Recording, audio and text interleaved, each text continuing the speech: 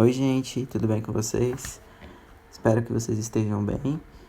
Aqui é o professor Maurício, de Educação Financeira, e essa vai ser a nossa segunda aula sobre as explicações que eu dei para vocês na aula passada e a correção daquela atividade que eu passei para vocês no final da nossa primeira aula, tá bom? Então vamos lá para a questão número 1. A exportação refere-se à venda, envio, doação de produtos, bens e serviços de um país a outro. É a saída de uma mercadoria ao serviço nacional para outro país. Ela acontece principalmente quando empresas decidem ampliar seus negócios a fim de expandir o mercado, abastecendo não só o interno, mas também o externo. Exportar representa, portanto, uma tentativa de crescimento econômico por meio da diversificação do mercado. A importação refere-se à compra ou recebimento de produtos, bens ou serviços por países. É a entrada de mercadorias ou serviços estrangeiros em território nacional. É muito difícil que um país seja autossuficiente em todos os setores. Normalmente, os países que importam não produzem as mercadorias que são importadas, sendo, portanto, inevitavelmente necessário importá-las. As mercadorias, bens e serviços importados geralmente abastecem os setores industriais como matérias-primas, viabilizam pesquisas e também abastecem a população com alimentos. Pesquise 5 exemplos de exportação e importações que o Brasil realiza. Então vamos lá. Acompanha aí no slide que está passando para vocês sobre exportações e importações brasileiras.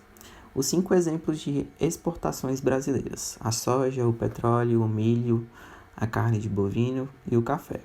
E 5 exemplos de importação: os medicamentos, os óleos combustíveis, os automóveis, os minérios de cobre, as plataformas de perfuração ou de exploração.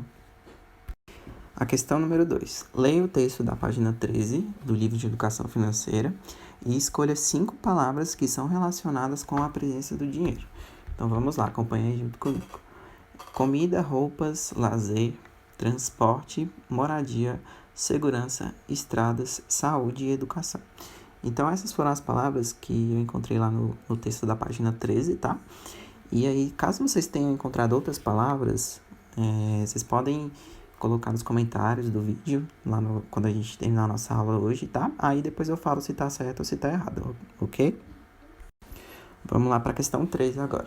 O dinheiro está presente em muitas áreas e, ao usá-lo, geramos impactos que vão além da nossa vida e da nossa família. Nossas ações têm impactos sociais e ambientais, por exemplo, trocar o uso de copos de plástico por uso de copos reutilizáveis é capaz de reduzir os resíduos plásticos do lixo e gerar uma boa economia no bolso de quem paga pelos descartáveis.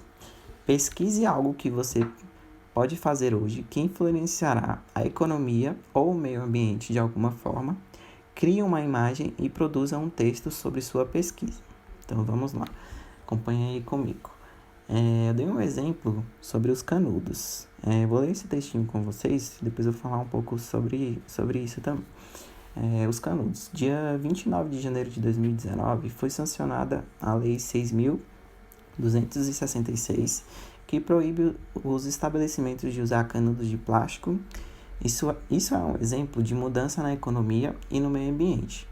Na economia, isso atinge os fabricantes de canudinhos de plástico e também das tampinhas que vinham com o buraco de colocar o canudo, pois nenhum restaurante vai comprar mais. Já os fabricantes de canudos de ferro, que podem se reutilizar, começam a vender mais e ganhar mais dinheiro.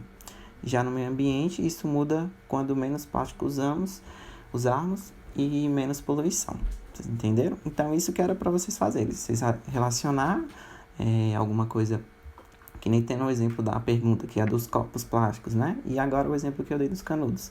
Então, é para vocês relacionarem o meio ambiente e a economia para uma coisa boa para o nosso meio ambiente, entenderam? Então, esse foi um exemplo. Aí, vocês podem colocar nos comentários também os exemplos que vocês deram.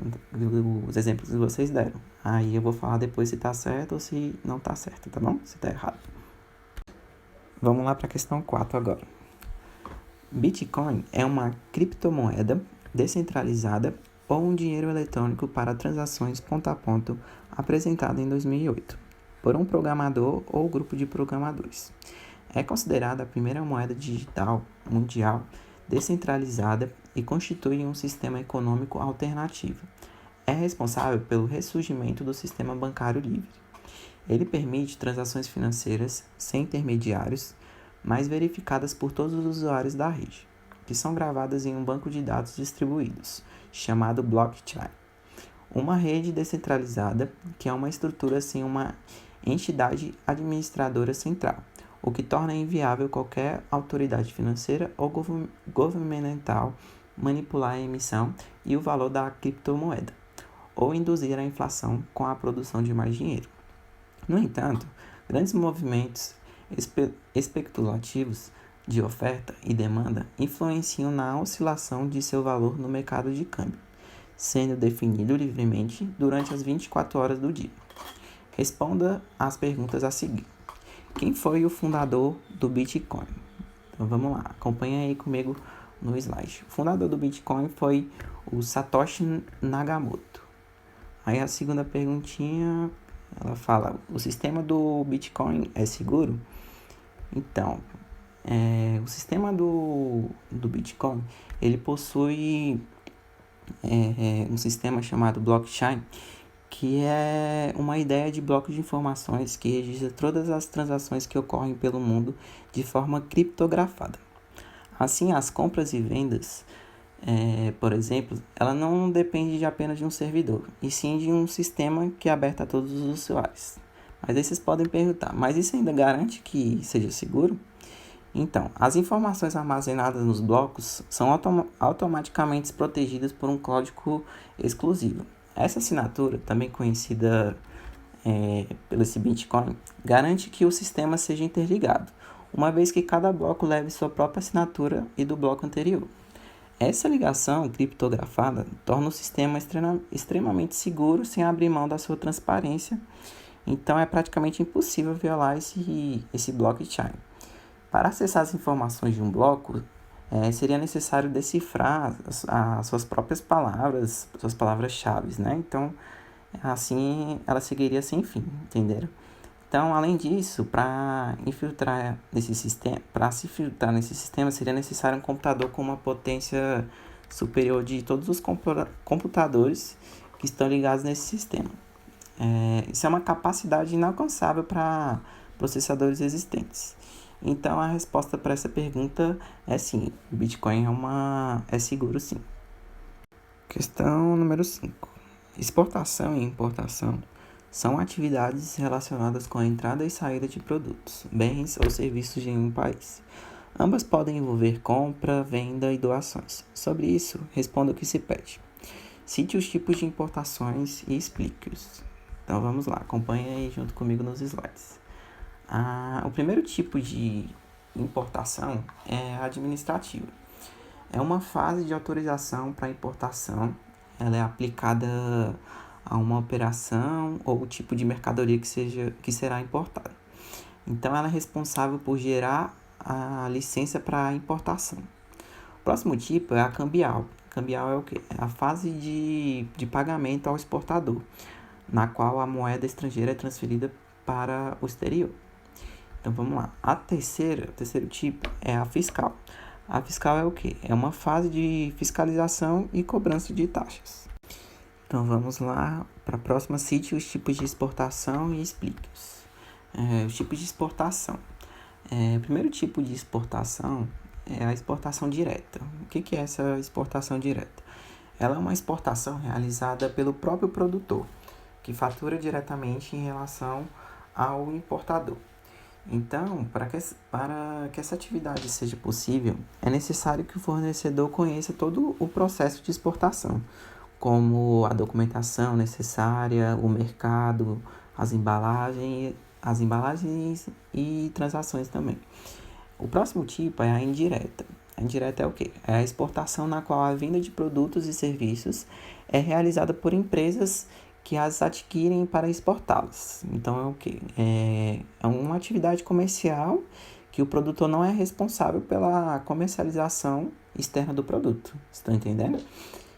O próximo tipo é a perfeita. A perfeita é o quê? É uma exportação realizada sem o uso de intermédios no decorrer do processo de entrada do produto no país a qual é destinado.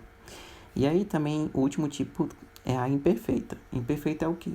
É a empresa exportadora, ela conta com uma alternativa para iniciar um processo de venda para o exterior, e isso dá em virtude da sua falta de experiência no comércio independente.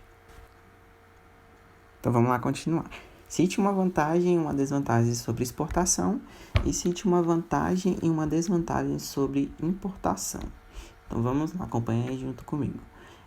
Exportação, as vantagens e desvantagens.